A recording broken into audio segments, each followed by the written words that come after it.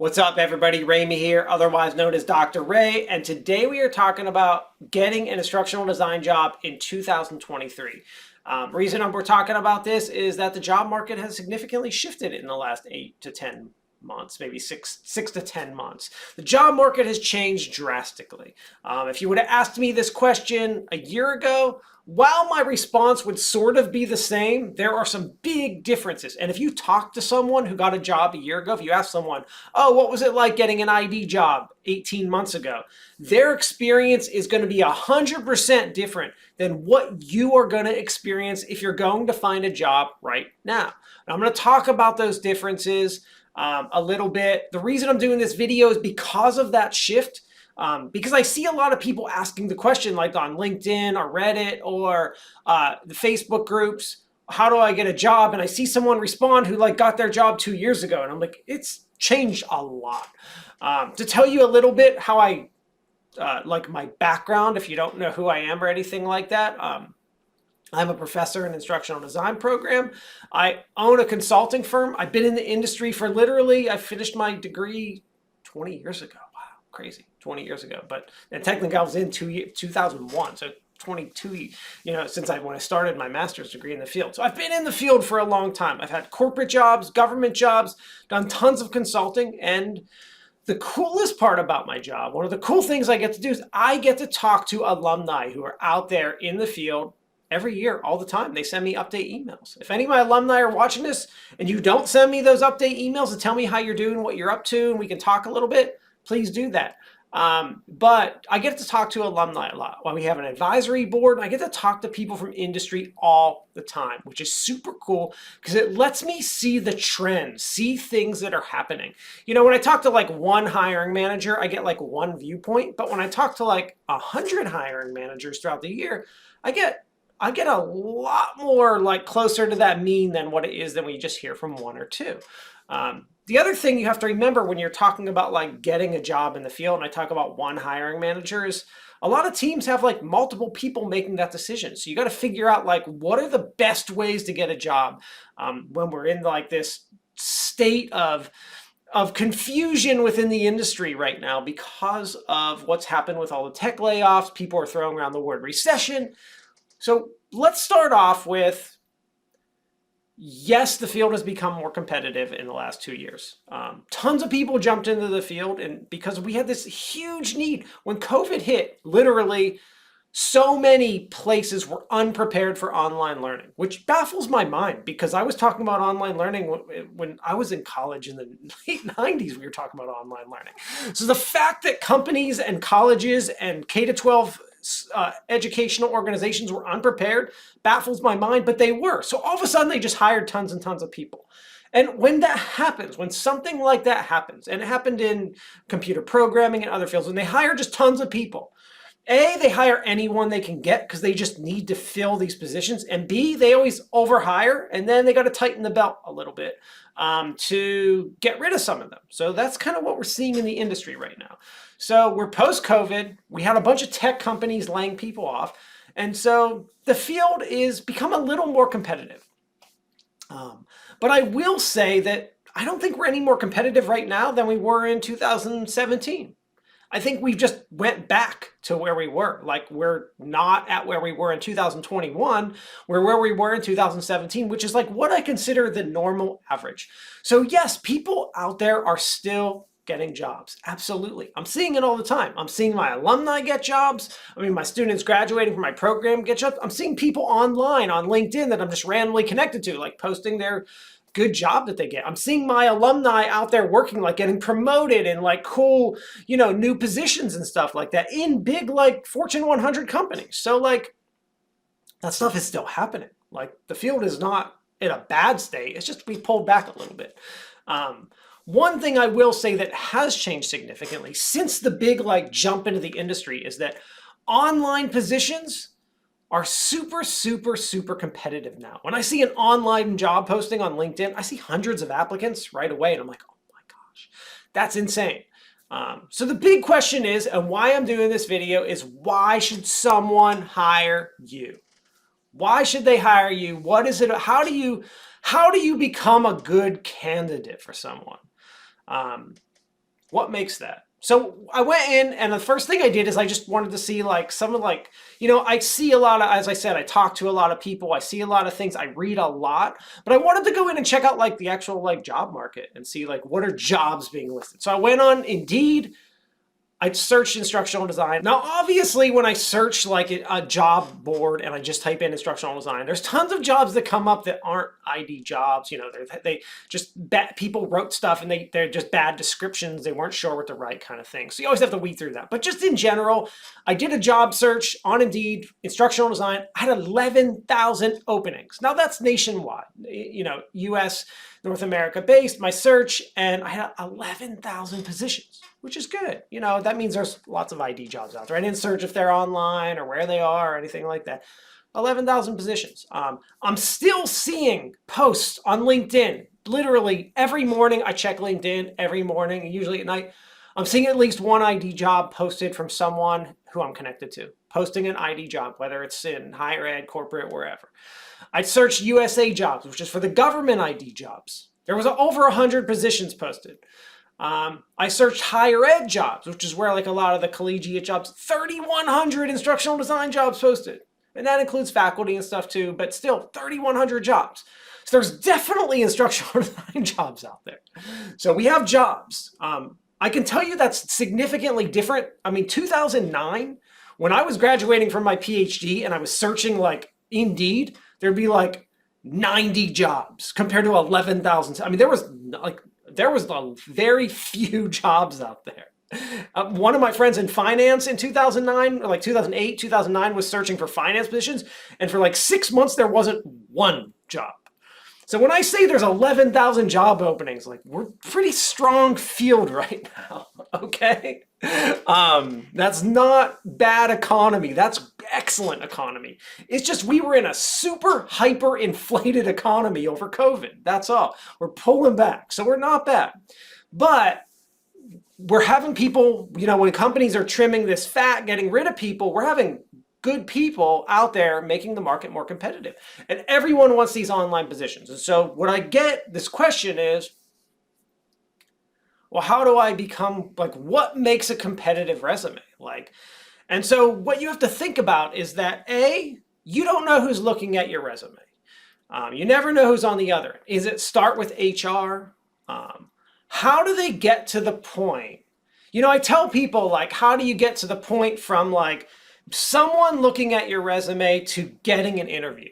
Because once you're at the interview stage, they already know you're qualified for the position. What they're trying to find out now at the interview stage is can this person communicate effectively? Do they seem like they know what they're talking about? Can they answer questions correctly? Do they fit in with our team? Can they really apply? Are they saying what they're going to really do and stuff? Is their resume a real reflection of this person? So once we're past the I've looked at your resume interview part, that's on you to demonstrate and show your personality and stuff like that. The hardest part is getting from someone looking at your resume to the interview. All right, so let's start out with what makes that strong resume. When I talk to, I know this is the first question. Every single alumni that I talk to who is hiring someone, every time I see them, I ask them this question. What are you looking for from the students? Why do I ask that of them? I'm generally curious so that I can answer people and talk to them intelligently when they ask me what should I have to get a job in this field? But B, to make sure that what I'm doing as a career is worthwhile. That kind of stuff. I do care that I'm helping people in the field by making these videos, writing my next version of my ID book. Am I really helping people? So I want to make sure that I'm doing all the right stuff. So I care about that. So that's why I asked them. So here's what I hear consistently. This honestly has not changed since I was in the field in 2000, started in 2001. This is what I heard. And it's still if you want to know, if I'm looking at candidates, and obviously different things stand out for different candidates. There's a million variables that make someone great. But if I'm looking at a resume and I had to put together the perfect instructional design resume, because that's what you're going for. You're applying for an instructional design job. You literally want the perfect resume. So like, what makes that perfect resume? Here's what it is. Start out, you have some kind of instructional design degree, an actual instructional design / related degree that tells me that this candidate has instructional design knowledge, like theory of adult learning and ID, and understands the technical parts of designing instruction, like how to use, captivate, articulate, all that good stuff. Not that they're an expert in articulate. I mean, maybe that's needed for this specific job, but in general in ID, but that they understand technology. And if I say to them, hey, I want you to use this piece of software, Lector or whatever it is, and you've never used it before, but you know what? You know ID software in general. I know you're going to pick this up in like a day. They're that kind of person. That's what that degree tells them right away. It also tells hiring managers that this person is serious about the field. They're not just like a random person applying, hoping for like, a miracle that they're going to get this. They're like actually in the field right now. So that's the first thing you have on your resume that tells you that. And I'm not talking about resume order. I'm saying just that's part one. Next thing, ID experience. You've got to have some kind of ID experience. Whether that's that. So, I mean, like when I got my master's in 2001, we were required to have an internship because ID experience was required to get the job. Like this, I'm talking about what makes the best full package. Like you want to know what makes a full package. You're a new person. You have got nothing. You got no experience. You got no degree. You got no portfolio, no anything. This is what makes the package. You've got an ID degree, usually a master's, because there aren't a lot of undergrad degrees in our field, but just a degree. It could be undergrad too, it's fine. Then you've got some kind of experience, whether that's just internships, whether that's consulting work, something that tells me this person has actually done some kind of real work in the field with a client. Next thing. We've got a portfolio of projects. I see the word portfolio thrown around like it's something that everyone needs to have. I had a portfolio in 2002, 2003 when I was applying for jobs. This isn't like a new thing our fields require. Like my portfolio was a printout back then, and I had a PDF version that I would send to people. But like, it's not new. Like we've had portfolios in our field forever. Like you've had to have one. Now I can go to here's okay. And then let me just talk about the fourth thing you need to have and then bring up another point. The other thing your resume needs to show that in addition to your degree, experience, and maybe as part of your degree, portfolio, and experience portion of your resume, those descriptions within your portfolio of your products, those job descriptions in your experience, that degree needs to show that you can show and explain that you're going to be able to actually use instructional design tools and theory in your job. And add in things like project management, communication, and other skills that are vital to being a good ID, whether you're in higher ed or corporate or government or K-12. All of those skill sets are important. Those are really the four big pieces: degree, experience, portfolio, and within all those three things, being able to really culminate it together to show that you can actually apply all of that to something real. And then that comes through in your actual interview. But the one thing I want to point out here, so when I say these are like the things that make like the basic, like if you want to have the strongest resume, like have these three things on it. Like, yes, there is good. When I say I talk to a bunch of hiring managers all the time, every year. If you talk to one hiring manager, I guarantee you $1 million.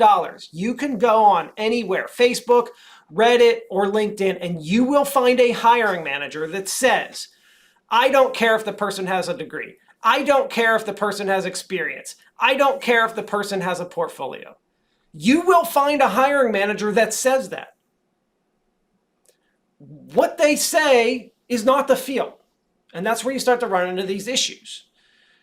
If you want the ultimate, you want the best resume, you want to be the full, look, what I can tell you is if you're applying to an online job and there are 300 applicants, are they going to take the person who is the full package, who has Masters of Instructional Design from grade school, 4 consulting projects and an internship and an excellent portfolio versus you that just has one of those things, just has the degree but no experience or just a couple projects but no degree or portfolio? Like, they want if they can get the full package, you will always get the full package. It's like, if I'm like buying something and someone says to me, and we're just talking about going through resumes. Like, I'm not talking about the interview stage yet. Like, if someone says to you, like, I'm buying, I don't know, let's say like I go to the car place to get my oil changed and they say, well, for $20, you can get your oil changed. For $20, you can get your oil changed and tire rotated. And for $20, you can get your oil changed, tires rotated, and we're going to do a 50-point inspection on your car. What am I going to choose there? Am I going to choose just the tires rotated when for the same price I get all this other stuff? I'm going to choose the full package. Maybe that wasn't the best example, but you get what I'm saying. Like, when I'm just screening when I am screening resumes, I'm screening the full package. I'm going to take the full package. Then once I get past that part, because that's the hardest part, once you get past that part and you get to the interview and where you get to talk, all of a sudden, most of this stuff doesn't matter too much. Your degree, your past experience, your portfolio, which they probably looked at your portfolio, they probably looked at your experience, they probably looked at your degree, and they want to see, do you match all that stuff on your resume? Like, can you talk the talk? Can you walk the walk? Like, however that saying goes, I probably just said it wrong. Yeah, talk the talk, walk the walk kind of thing. Now all of a sudden they're looking at all that other stuff. Like, what is this person really like? What are they like in the interview? Are they really going to fit in? Can they answer our questions? Can they apply what's in that full package? So what hiring managers want? The biggest thing that they tell me, I've heard this has not changed since I was interviewing for positions. I remember interviewing for positions at companies and having the person interviewing me tell me this. We want someone that can come in and do the job day one. Obviously, there's a period of training when you get into a new position, you're brand new, but they want someone that can come in and start to be effective. They don't want to train you for 6 months how to be an instructional designer. They want you to come in and know how to start instructional design day one. That's what employers want. So when they're looking at the full package, they see this person has spent time learning about the field. They know it. They have worked in the field a little bit. They got portfolio examples showing that they can do stuff in the field. And they're now the interview, they're able to tell me all that great stuff that they're able to do. This person fits. That's how you get those positions. That's how you become the one who gets selected. Now, obviously you can't, I'm not saying like do this and you're definitely getting the next job you apply to, because it doesn't work like that. There's going to be 20, 30, 40, 50 other people that are maybe just like you. And all of a sudden what matters is what comes through in the interview and how you come across to those people. Do you have, all those different questions? Like, am I doing an online interview? Like, do I have a nice setup, or is there like dirty laundry in the background? Like, because I've seen that before during interviews. That does happen. So like people get eliminated for that stuff. So all of a sudden you get to all these other questions. I should do like a whole big segment with like a group of people talking about like things they've seen, what to do, not to do during interviews. Would be a pretty cool video. But main points of this video, we have pulled back and we are closer to where we were in like 2017, 2018 before COVID. We just went overboard in COVID with a lot of things in our field. And we're tightening that up. We're pulling back a little bit from that. So be aware of that. That doesn't mean, I don't really think it's any more competitive to find it. I thought it was always pretty competitive to find a good ID job. But obviously, something I've told this to my students since I started teaching in 2006 at Penn State as an adjunct. the person who, if you want to find an ID job, it's easy to find an ID job. Just be willing to move anywhere. There are a million tons of ID jobs out there. As soon as you start to say, I have to be in this place, you're limiting yourself. And online positions have always been hit or miss. Even when there's been online positions since like 2010, 2012, when they really started to become more popular in our field.